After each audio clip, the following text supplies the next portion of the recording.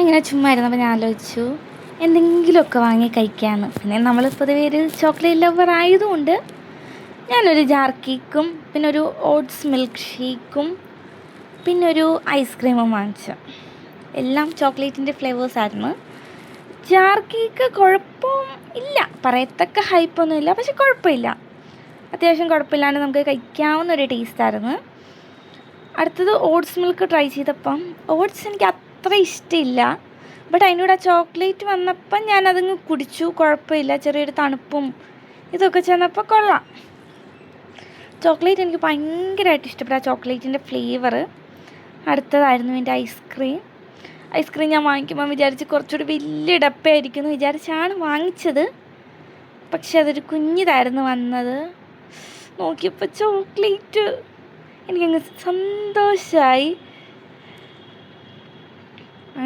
ഞാനങ്ങനെ കുറച്ച് ടേസ്റ്റ് ചെയ്യാമെന്ന് വിചാരിച്ച്.